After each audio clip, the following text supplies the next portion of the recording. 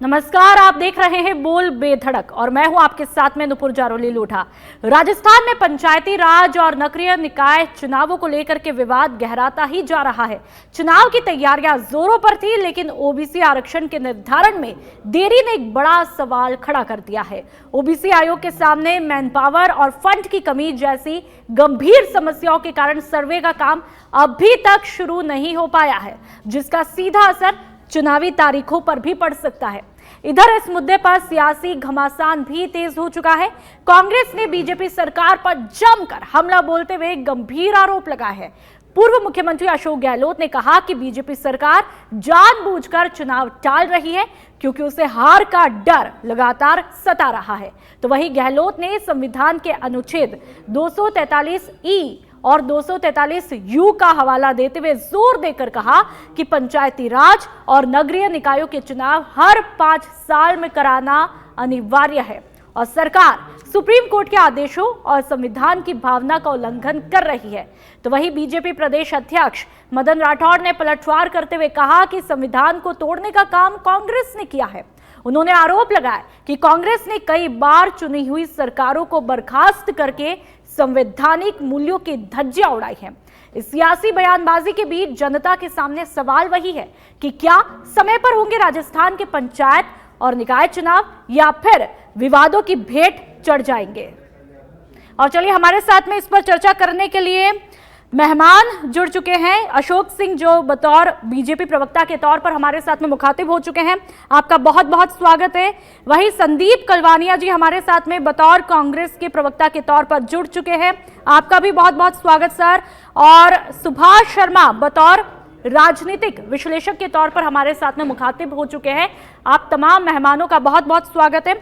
सबसे पहले चर्चा का आगाज मैं अशोक जी आपके साथ में करना चाहूंगी। क्या दिक्कत है, देरी क्यों, पेच कहां पर फंसा हुआ? देखो नूपुर जी, लोकतांत्रिक व्यवस्था के अंदर चाहे पंचायती राज चुनाव हो चाहे नगर निकाय के चुनाव हो, व्यवस्थित रूप से सही रूप से हो। जहां तक भारतीय जनता पार्टी की बात है, कई बार इससे चर्चा चल सकती है, यदि नए जिलों का गठन किया गया उसके बाद ये डिलिमिटेशन की प्रक्रिया की जाती है, ये कलवानी जी को पता ही यहाँ पे और गहलोत साहब को भी पता है, उन्होंने भी ये काम किया है उनके शासनकाल के अंदर। लेकिन अपने कार्यकाल को भूल जाते हैं और आकर के इसमें चल जाते हैं कि साहब ये प्रशासक लगा दिया, जनप्रतिनिधियों को क्यों लगा रहे हो, ग्राम पंचायत वालों को क्यों लगा रहे हो जो पहले सरपंच रह चुके हैं। मतलब लोकतंत्र का हनन करने का काम तो ये लोग। दूसरा यह कहा कि यदि हमें कारण क्या कहा, एक तो मैंने जिले का बताया, दूसरा आता है कि हाई कोर्ट के अंदर कई लोग जाकर के डिलिमिटेशन को लेकर के, ग्राम पंचायत के डिलिमिटेशन और पंचायत समिति को लेकर के लिटिगेशन फाइल किया हुआ है। उस लिटिगेशन का जजमेंट वो पेंडिंग है। जो एक एसबी का सिंगल बेंच का जजमेंट दिया था वो डीबी में स्टे हो चुका है, जो चुनाव आयोग को निर्देश दिए गए। नहीं अशोक जी, आप तो ये बताइए, आप अपनी बात कीजिए, कांग्रेस की यहाँ पर छोड़िए, आप ये बताइए, इतनी देरी, समय तो जितना मिलेगा उतना कम ही रहेगा, लेकिन देरी तो क्या चुनाव टल जाएंगे या और आगे डेट हो सकती है? देखो कि ये सवाल तो कांग्रेस से पूछना था कि जिले बढ़ाने तो आपने 2.5-3 साल पहले बढ़ा देते, तो आपकी डिलिमिटेशन की प्रक्रिया आप ही कर देते। हमने कहा कि ये जिले अव्यवहारिक है। अव्यवहारिक की रिपोर्ट दिसंबर 2024 में आ जाती है, जनवरी में नोटिफिकेशन निकाल देते हैं, पंचायतों का फरवरी में निकाल देते हैं, फिर नई पंचायतों का गठन होता है, तो ये प्रक्रिया में पक्का समय लगता है। इसी दौरान में कई पंचायतों का कार्यकाल खत्म हो गया तो हमने प्रशासक सरपंचों को लगा दिया। हमारी प्रक्रिया में कोई कमी नहीं है। और नगर पालिकाओं का, जैसे जयपुर नगर निगम का है, वार्डों का हो गया डिलिमिटेशन, अब नोटिफिकेशन जारी हो रहा है टोटल पंचायतों का, इनका। इसके बाद के अंदर आरक्षण की प्रक्रिया स्टार्ट होगी। आरक्षण की प्रक्रिया स्टार्ट होने के बाद के अंदर निर्वाचन आयोग को भेज दिया जाएगा लॉटरी के द्वारा कौन से वार्ड में कौन सी। तो अशोक जी, आप कहेंगे कि चुनाव समय पर ही होंगे, चुनाव समय पर ही होंगे, कोई दिक्कत नहीं है, आप लोगों की तैयारियां पूरी है?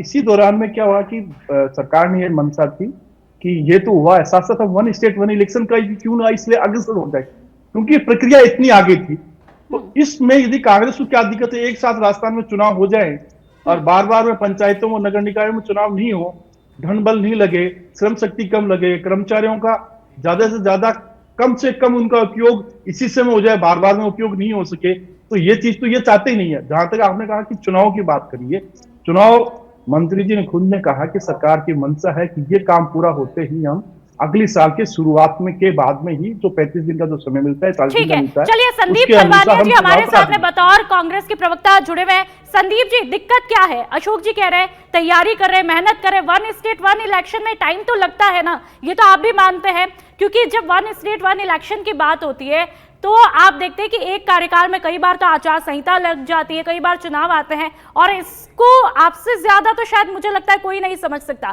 तो आखिरकार फिर दिक्कत क्यों है? क्यों पूर्व मुख्यमंत्री जी इतना आरोप लगा रहे हैं? नुपुर जी, अपने संविधान के अनुच्छेद 243 ई और यू में स्पष्ट प्रावधान है कि पंचायत राज संस्थाओं और नगरीय निकायों का चुनाव 5 साल में होगा। अब राजस्थान में स्थिति यह है कि जनवरी 2025 में उनका 5 साल का कार्यकाल पूरा हो गया, लगभग 7000 ग्राम पंचायतों का, और अभी भी राज्य सरकार अभी 8-9 महीने हो गए पूरा कार्यकाल होने के बाद में अभी भी चुनाव के लिए कोई सुध-बुध नहीं ले रही सरकार, चुनाव का कार्यक्रम घोषित नहीं कर रही। तो एक तो पहला तो यह है कि संवैधानिक जो प्रावधान है उस पर खतरा मंडरा रहा है और संवैधानिक प्रावधानों की हत्या कर रही है भारतीय जनता पार्टी। अच्छा, नंबर एक बात। दूसरी, आप जो बता रहे हो वन स्टेट वन इलेक्शन, तो वन स्टेट वन इलेक्शन के लिए मैं आपके माध्यम से अशोक जी से पूछना चाहूंगा कि इन्होंने कौन सा कानून में संशोधन करवाया, या कोई कैबिनेट में इन्होंने कोई प्रस्ताव रखा, या विधानसभा में कोई चर्चा करवाई? तो बगैर कोई संविधान के संशोधन के या बगैर संविधान के प्रावधान के आधार पे ये कैसे वन स्टेट वन इलेक्शन करा पाएंगे? ये मंशा तो बताए ना। लगातार भारतीय जनता पार्टी परिसीमन और पुनर्गठन के आधार पे चुनाव टाल रही है और हार के डर से चुनाव नहीं करा पा रही है, संवैधानिक प्रावधानों की हत्या कर रही है। हम लगातार कर रहे हैं कि कानून में कुछ प्रावधान है, कुछ प्रावधान है। आपकी चुप्पी बहुत कुछ कह रही है, लेकिन संदीप जी आपको अपना आईना भी दिखाएंगे, आपको अपना आईना भी दिखाएंगे, लेकिन संदीप जी, अशोक जी, आपकी चुप्पी बहुत कुछ कह रही है। संदीप जी क्या कुछ कह रहे हैं उसका जवाब दे दीजिए। देखो कि कलवाने जी तो कहेंगे उनकी पार्टी के प्रवक्ता के रूप में है, जहां तक इन्होंने आर्टिकल 243 का जो सब क्लोज है उनका विश्लेषण किया, ये सब क्लोज के लिए आप जब नगर निगम के चुनाव जयपुर में हुए नवंबर 2019 को आपको करवा लेने चाहिए थे, और आपको उससे पहले आपको डिलिमिटेशन में काम कर लेना चाहिए था। कुछ जिले नहीं बनाए थे, भारतीय जनता पार्टी ने कोई जिले नहीं बनाए थे, आपको 6 महीने पहले कर लेना चाहिए था, आपने नहीं किए।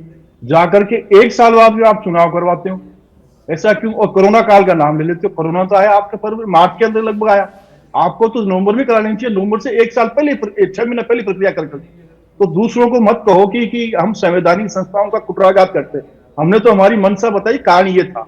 दूसरा कहा कि संशोधन, आपने संशोधन किए बिना ये वन स्टेट वन इलेक्शन का आप लेके आ गए। जहां तक केंद्र सरकार ने एक प्रपोजल बनाया कि विधानसभा लोकसभा चुनाव दोनों को चुनाव वन स्टेट वन इलेक्शन के हिसाब से नेशनल के अंदर हो जाना चाहिए, वो बनाया। उसके साथ में ये कहा कि इसके 2-3 महीने बाद में या उसके 1-2 महीने बाद में ही पूरे देश में पंचायती राज के भी चुनाव और नगर निकाय के भी चुनाव हो जाने चाहिए। इसका एक प्रपोजल के लिए केंद्र सरकार की तरफ से किया गया।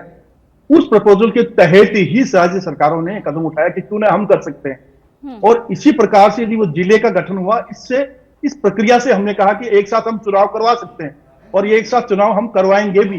309 के लगभग नगर निकाय के लगभग, जिसमें से कई नगर निकाय हमने बनाई, नगर परिषद भी बढ़ाए हैं, जिनका पुनर्गठन होता है, आपका नया गठन भी होगा। ठीक है अशोक जी, सुभाष शर्मा हमारे साथ में बतौर राजनीतिक विश्लेषक के तौर पर मुखातिब हो चुके हैं। सुभाष जी, आपने दोनों कार्यकाल देखा है, चाहे मैं 2023 तक की बात कर लूं या फिर उसके बाद की बात कर लूं, आखिरकार दिक्कतें कहां पर आती है? क्योंकि ओबीसी आयोग तो बन चुका है, आप सर्वे में इस तरह की दिक्कतें होना, जनता को भी तो जवाब देना पड़ता है।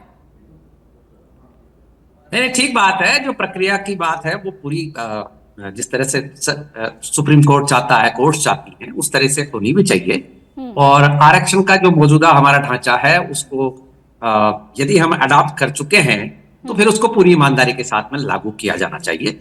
ये एक अलग बात हो सकती है कि इसके ऊपर चर्चा और विमर्श हो सकता है, लेकिन जहां तक कोर्ट्स का सवाल है, कोर्ट्स की स्थिति यह है कि वो सरकारों से तो चाहते हैं कि तुरंत काम हो, और वो आदेश इस तरह से देते हैं जिस तरह से कि कई बार लगता है कि इम्प्रैक्टिकल है। जबकि सुप्रीम कोर्ट की निगरानी में जितनी हमारी जुडिशरी का कामकाज है, जितना ढीला कामकाज है, उसके ऊपर कोई कमेंट नहीं होता है। तो वहां ये जरूर एक कॉन्ट्राडिक्टरी सिचुएशन है। सुप्रीम कोर्ट को भी, कोर्ट्स को भी, हाई कोर्ट्स को भी देखना चाहिए कि क्या हम ये आदेश दे रहे हैं इसकी अनुपालना सरकार कितने समय में करेगी। दूसरी बात, हो सकता था कि ये जो चुनाव था, ये चुनाव हो जाने देते और फिर वो अपना काम करते कि ठीक है ये चुनाव तो आप करवा लो, तब तक हम इसको इस तरह से डील कर रहे हैं। अब बात ये आती है कि सरकार क्या करे। आखिर आदेश आ गया कि ठीक है पिछड़ा आयोग गठित हो गया है और इसके जो सर्वे हैं उसमें आप पार्टिसिपेट कराओ और जल्दी से रिपोर्ट लाओ। तो ये बेसिकली सरकारी मशीनरी जो है हमारे पास में, चुनाव की भी हमारे पास कोई सरकारी मशीनरी अलग से नहीं है। हमारी जो चुनावी मशीनरी है वो भी हमारी सरकारी जो कर्मचारी हैं, बेचारे जो टीचर्स हैं, जो एंसिलरी के जो काम करते हैं, उन लोगों को लगा दिया जाता है। अब वो पढ़ाने जाएं या कि चुनाव का काम करें। आप अभी स्थिति हुई है कि चुनाव की ड्यूटी के लिए बहुत सारे स्कूलों में स्कूल्स में जो टीचर्स थे उनका नाम आया, वो भाग दौड़ कर रहे हैं, वो उससे पीछा छुड़ाना चाह रहे हैं कि साहब हमें मत लो। तो ये भी एक हमारे यहाँ एक अजीब सी स्थिति है। बात जहां संवैधानिक उसकी अभी चल रही थी कि संविधान में लिखा हुआ है, देखिए हमें जो पावर ट्रांसफर होता है वो 1946 में हुआ है बेसिकली इफेक्टिवली, और प्रधानमंत्री बन गए जवाहरलाल नेहरू। लेकिन चुनाव हमारा 1952 में हुआ। आप 6 साल के बाद हम चुनाव कराने की स्थिति में आए हैं। तो चुनाव का होना ही जरूरी नहीं है, चुनाव का निष्पक्ष होना जरूरी है, चुनाव में पारदर्शी चुनाव होना जरूरी है, ज्यादा से ज्यादा सुविधाजनक चुनाव कराना जरूरी है। क्योंकि मान लीजिए आपाधापी में कोई चुनाव की व्यवस्था हमने कर दी तो उसमें भी दिक्कतें आएंगी। चुनावी हमारे जो ग्राउंड लेवल के जो स्टाफ के लोग हैं उनमें भी दिक्कत है। जहां तक वन स्टेट वन इलेक्शन की बात है, एक आदर्श स्थिति है। कोई टाइम में एक ही बार में चुनाव हुआ करता था देश में। ऐसा नहीं था कि आज इस राज्य में आचार संहिता लगी हुई है, आज राज्य के इन जिलों में आचार संहिता लगी हुई है। इससे बेसिकली विकास का कार्य बाधित होता है, जो कि जिसके आपके लिए सरकार बनी है। असल में सरकार का काम क्या है? यहाँ पर आपको रोकूंगी नहीं। मैन पावर या फिर फंड की कमी की लगातार बातें कही जा रही है, तो ऐसे में ये मुद्दा आखिरकार उठता ही क्यों है, ये भी आपसे समझना चाहेंगे। नहीं, अब देखिए ना, जैसे विपक्ष की जो पार्टी है उसका काम विपक्ष का काम करना ही है, विपक्ष को विपक्ष के लिए ही लड़ना है। कई बार प्रैक्टिकल विपक्ष नहीं होता है, वो भी एक दिक्कत वाली बात है। विपक्ष में बैठे हुए लोग विपक्ष के लिए ही विपक्ष का काम करना है, मतलब कमी निकालनी है, तो वो बात कई बार गड़बड़ हो जाती है। इसमें होना ये चाहिए कि पक्ष और विपक्ष दोनों को जनता के सहयोग, जनता की सहूलियत के हिसाब से सोचना चाहिए, न कि कोई बहाना लेके। और दूसरी बात, सरकार को भी यदि ये काम हो सकता है, समय पर हो सकता है, तो इसमें चूक नहीं होनी चाहिए। वन स्टेट वन इलेक्शन का आइडिया बहुत अच्छा आइडिया है। इससे सरकारी मशीनरी के उसमें भी बचत होगी, पैसा भी बचे। हाँ अशोक जी, मैं आपके पास में आऊंगी। कुछ विश्लेषक तो ये भी कह रहे हैं कि भाई ये आपकी एक रणनीति का हिस्सा है, इस बात में कितना दम है? देखो, रणनीति का यदि सही मायने में और स्वच्छ हाथों से और लोगों के भलाई के लिए हो, तो रणनीति का तो पार्ट जनता के भलाई के लिए हो सकता है। तो आप ये मानते हैं कि एक रणनीति हिस्सा है, ये रणनीति का हिस्सा है, कि आप ये स्वीकार कर रहे हैं? मेरा कहना मतलब जनहित के अंदर कोई काम करेंगे और ये उसको रणनीति बताएंगे। हम जनता के रणनीति के लिए हम कर सकेंगे काम। ये विपक्ष जो काम कर रहे हैं, कांग्रेस के लोग काम कर रहे हैं, वो तो नस्का कुछ ही कर रहे हैं। वन स्टेट वन इलेक्शन यदि एक साथ हो जाएगा तो इनसे कुछ नहीं कलवाने, जिससे नुकसान क्या हो जाएगा।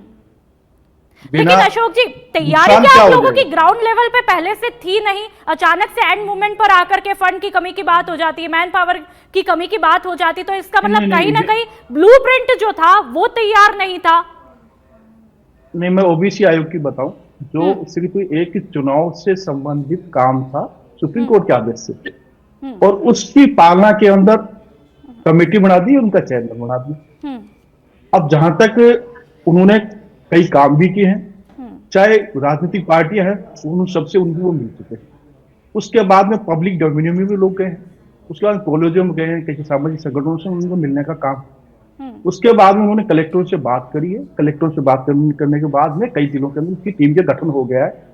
अब वो प्रागण बनाएंगे, प्रागण मतलब वो चीज होगी, बीएलओ भी हो सकता है, कोई कर्मचारी भी हो सकता है, वो एक प्रक्रिया का उनका एक भाग है। जहां तक संसाधनों की कमी आई है, जो कहा गया है, उसके बारे में पूरा सरकार के अंदर विचार विमर्श होकर के उनकी भावनाओं को, क्योंकि ओबीसी जो आयोग ये चुनाव से संबंधित पंचायत राज के लिए पहली बार बना है। वो जो ओबीसी आयोग जनता बनता है, जो कल्याण के लिए बनता है, उनकी जो जितनी भी योजना होती है उनके क्रियान्वयन के लिए बनता है, ये सिर्फ चुनाव से संबंधित बना है। और उनका कितना आरक्षण की प्रक्रिया होगी, या और कोई आदेश सरकार देगी तो उनके अनुसार वो काम करेंगे। अब तो पहली बार बना है तो उनकी मांग आई है, तो उसके अनुसार सरकार उनको बजट भी दे रही है। बजट नहीं देती तो इतने काम क्यों होते, तो मैंने आपको ये बताया। अब विपक्ष उसमें कमी काढ़े, और जब तक नोटिफिकेशन का कार्य कंप्लीट हो जाएगा उसके बाद उनके पास चल जाएगा। ठीक है जाने के संदीप बाद जी, उनकी अशोक जी आरक्षण को जो आप दिया सुन रहे जाता हैं, है, सिर्फ आप लोग तो वो कमियां एग्जामिन निकालने का। करेंगे। ठीक है संदीप जी, अशोक जी को आपने सुना, सिर्फ आप लोग कमियां निकालने का काम करते हैं, यह आरोप वो लगा रहे हैं। लेकिन 2019 और 20 के आईने भी हम अपने घर को भी देख लेते हैं। आपको याद होगा, चाहे मैं जयपुर नगर निगम की बात करूं, जोधपुर की करूं, कोटा की करूं, उस दौरान आपको याद होगा कि अधिकारियों को, प्रशासकों की जिम्मेदारी दे दी जाती है और आप लोग चौड़ में होकर के बीजेपी पर आरोप लगा रहे। पहले अपने घर को तो देखिए। देखिए नुपुर जी, मैं आपको बताऊं, भारतीय जनता पार्टी जो बात कर रही है वन स्टेट वन इलेक्शन की, तो वो उसमें पूरी तरह से विफल है। दूसरा, आप देखें कानून में जो प्रावधान है, कानून में 243 में है कि 5 साल में चुनाव कराएंगे। हमने जिले बनाए थे अगस्त 2023 में, उसके बाद में इनकी सत्ता में एंट्री होती है नवंबर 2023 में। इनके पास पूरा पर्याप्त चुनाव करवाया जाए तो करते ना, डिलिमिटेशन तो आपके समय हुआ ही नहीं ना, तो पहले से तैयारी करनी थी, मगर ये चुनाव कराने में पूरी तरह से विफल है। अभी आप देखें, न तो इन्होंने कोई पंचायत बनाई है, अभी एक भी बता दें इस पंचायत का इन्होंने पुनर्गठन किया है या नहीं, ग्राम पंचायत बनाई है, तो अभी पब्लिक डोमेन में कोई भी नोटिफिकेशन नहीं है। दूसरा, आप देखिए ग्राम पंचायतों का विकास कार्य कितना प्रभावित हो रहा है इससे।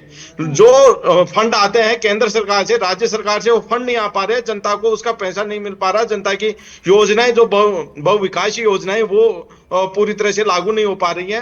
जो वर्षों से जो पंचायत राज संस्थाओं के जो जनप्रतिनिधि बनने के लिए जो मेहनत कर रहे हैं, जो तैयारी कर रहे हैं, उनके लिए मौका, ये उनको अवसर नहीं देना चाह रहे हैं। तो भारतीय जनता पार्टी कथनी और करनी में फर्क है।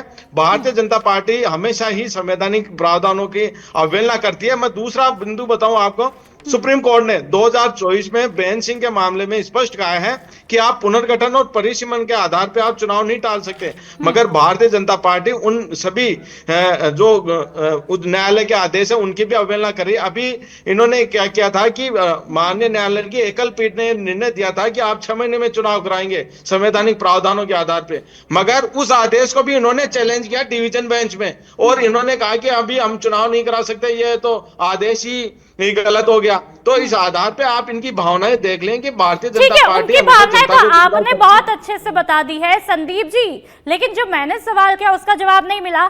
जयपुर, जोधपुर, कोटा नगर निगम के दौरान क्या आपको याद नहीं, अधिकारियों को, प्रशासकों की जिम्मेदारी दे दी जाती है? पहले आप अपनी बात का तो जवाब दीजिए। उनकी भावनाएं तो आपने बहुत अच्छे से बयान की। देखिए मैं बताऊं, वो कानूनी प्रावधान के तहत दी गई थी, मैं उसका भी जवाब दूंगा, क्योंकि वो आपका डिस्कनेक्ट हो गया था कनेक्शन। उसके बाद में हमने जब दी थी तो एक कानूनी प्रावधान है उनकी जिम्मेदारी तय करने के लिए। अब इन्होंने क्या किया है, इन्होंने क्या किया है कि गांव में तो उन्हीं जनप्रतिनिधियों को प्रशासक बना दिया और शहरों में अधिकारियों को बना दिया। तो भारतीय जनता पार्टी के निर्णय ही विरोधाभासी है। आप देखें कि अभी जो नगर निगम में जो इन्होंने प्रशासक लगाए वो संभागीय आयुक्तों को लगाए हैं, और गांव में ये कह रहे हैं कि नहीं, अरे तो भाई संदीप जी, आपने भी तो अधिकारियों को लगाया, कारण आपके पास भी, कारण उनके पास भी। चलिए सुभाष जी हमारे सामने, ठीक है संदीप जी, सॉरी, कारण उनके पास भी है, और कारण आप अपनी बात कर रहे हैं भाई, वो भी तो कारण बता रहे हैं। वन स्टेट वन इलेक्शन को लेकर के कितनी कुछ मशक्कत करनी पड़ती, कारण उनके पास भी है। सुभाष जी मैं आपके पास में आऊंगी, क्या लगता है कि राजस्थान के पंचायत, एक मिनट संदीप जी मैं आपके पास में वापस से आऊंगी। सुभाष जी आप ये बताइए, क्या लगता है, क्या समय पर हो जाएंगे चुनाव या फिर से विवादों की भेंट एक बार चढ़ जाएंगे? क्या लगता है सुभाष जी? चुनाव नहीं कराए, अभी तो लोकसभा, फिर मेरा सवाल सुभाष जी से, संदीप जी एक मिनट, सुभाष जी क्या लगता है कि समय पर हो पाएंगे चुनाव या फिर से विवादों की भेंट चढ़ जाएंगे? क्योंकि आप बेहतर तरीके से अपना विश्लेषण दे पाएंगे, बताइए। नहीं, जिस तरह से देखिए ये ओबीसी आयोग की जो शर्त है इसके अकॉर्डिंग यदि काम हुआ तो अभी तो नहीं लग रहा है कि जिसको समय आप कह रहे हो उस पर चुनाव हो जाएंगे। लेकिन चुनाव के लिए जो जरूरी सुप्रीम कोर्ट की मंशा है या कि ओबीसी वर्ग की मंशा है, उसके अकॉर्डिंग यदि आप चुनाव चाहते हैं तो पहले सर्वे होने दीजिए, सर्वे के आंकड़े आने दीजिए। अभी कांग्रेस प्रवक्ता कह रहे थे कि चौमुखी जो विकास है या बहुत सारी विकास की योजनाएं बाधित हो रही हैं, तो इसमें सारे काम हो सकते हैं। ग्राम पंचायतों में सेक्रेटरी लगे हुए हैं और वो सारे काम उन्हीं के थ्रू होते हैं, कोई उसमें बड़ी बात नहीं है। और यदि हम कोई अच्छा मॉडल, कोई आदर्श मॉडल स्थापित करना चाहते हैं, तो ये ओबीसी के वर्ग को शामिल करने की तो बात है, उनका रिप्रेजेंटेशन ही तो लाना चाह रहे हैं ना। तो वो तो एक बहुत बढ़िया मंशा है। जहां तक बात संवैधानिक प्रावधानों की है, कांग्रेस सरकार ने और बीजेपी सरकार ने बहुत बार, या अन्य सरकारों ने बहुत बार संविधान में परिवर्तन किए हैं। संविधान कोई ऐसी पुस्तक नहीं है, जनता के लिए बनी हुई पुस्तक है। जनता को यदि सहूलियत देनी हो तो उसमें संशोधन होना लाजमी है। कोई गॉस्पेल ट्रुथ नहीं है, वो कोई बाइबल नहीं है जिसमें कि कोई परिवर्तन नहीं हो सकता। तो कहने का मतलब यह है कि संविधान में परिवर्तन हो सकता है, संशोधन हो सकता है। संविधान की भावना को देख के आप ऐसे थोड़ी हो सकता है कि संविधान में लिखा हुआ आप उसकी पालना नहीं करेंगे। ये कौन सी बात हुई? देश, संविधान में जो लिखा हुआ है उसको कई बार बदला गया है। मात्र के लिए ये जो ओबीसी आरक्षण है, ये भी उसी संशोधन का पार्ट है। ऐसे नहीं होता कि आप मर्जी आओ तब उसको लागू कर दो, मर्जी आओ ओबीसी आरक्षण को कहां से ले आए? तो अभी क्यों नहीं, कितने दिन तक, ये कब करेंगे? 2 साल लगाएंगे? आप क्या बात करते हैं? 3 महीने ओबीसी आरक्षण आयोग बना हुआ, गठन किया हुआ हो गया, अब तक रिपोर्ट क्यों नहीं आ पाई? ये सरकार की विफलता है। ये थोड़ी है कि पूरे 5 साल तक ओबीसी का आयोग के बहाने से चुनाव टालते रहेंगे। कभी पुनर्गठन सुनना आपको आता नहीं है। ठीक है संदीप जी, चलिए संदीप जी आपकी बात का जवाब मैं लूंगी अशोक जी से। अशोक जी, संदीप जी की बात की प्रतिक्रिया भी, यदि डेडलाइन चली जाती है और चुनाव नहीं होते हैं समय पे, ओबीसी का ये पेच फंसता रहता है, तो क्या ये आपकी बहुत बड़ी विफलता नहीं हो जाएगी? जनता के सामने क्या इंप्रेशन जाएगा आप लोगों का? देखो कि नुपुर जी, 2-3 बात इन्होंने कहा कि प्रशासक लगाया। प्रशासक हमने तो जनप्रतिनिधियों ग्राम पंचायत में लगाया, और शहरों में किनको लगाया? अधिकारियों को लगाया। हाँ, शहरों में किनको लगाया? शहरों में बताऊंगा आपके, जब आपके समय में नगर निगम जयपुर में किसको लगाया था? बात छोड़ो, आप किसको लगाया? संदीप जी एक मिनट अशोक जी को बोलने दीजिए। अशोक जी, डीसी को तो लगाएंगे। अशोक जी ठीक है, प्रशासकों की बात हुई, लेकिन आप ये बताइए, ठीक है अशोक जी, आपकी मंशा ठीक है, आपकी मंशा ठीक है, लेकिन एक डेडलाइन नाम की भी कोई चीज होती है। जनता ने आपको उस कुर्सी पर बिठाया है जहां पर जवाबदेही और जिम्मेदारी दोनों तय होती है। डेडलाइन निकल जाती है तो आप लोगों का इंप्रेशन क्या रह जाएगा? देखो कि जहां तक मंत्री जी ने कहा कि हम दिसंबर तक चुनाव करवा दें, ये उन्होंने कहा, उसके बाद में जैसे ही इसी से कहा नवंबर दिसंबर में कहा, क्या सितंबर में कार्यकाल?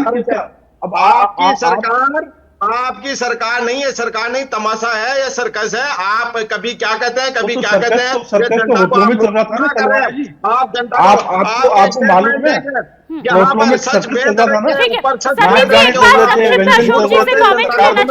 अशोक जी बोलिए, संदीप जी, अशोक जी बोलिए संक्षेप में। अब मैं कह रहा हूं कि चुनाव 2026 के प्रारंभ के अंदर ही इसका प्रक्रिया स्टार्ट हो जाएगी। और संदीप कलवानिया जी के चुनाव का नहीं है, इनको तो एक मुद्दा बनना चाहिए। ठीक है संदीप जी, अब आपसे फाइनल कमेंट। अशोक जी ने कहा कि अच्छे काम के लिए थोड़ा देर भी हो जाए ना। क्या है 2026 की बात वो शुरुआत में कह रहे हैं, फिर क्या दिक्कत है? संक्षेप में बताइए। देखिए नुपुर जी, लगातार जब इन्होंने जनवरी 2025 में ग्राम पंचायतों में प्रशासक लगाए थे, तब इन्होंने कहा था मई जून में चुनाव करा देंगे, इन्हीं के मंत्री ने। फिर इनके मंत्री खिसकते सितंबर में चले गए। अब ये कह रहे हैं दिसंबर में।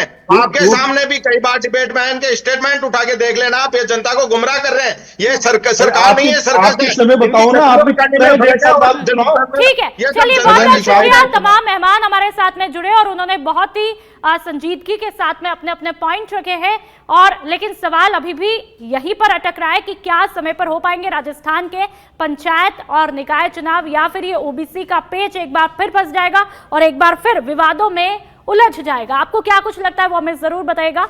तो फिलहाल इस शो में इतना ही। आप देखते रहिए सच बेधड़क। नमस्कार।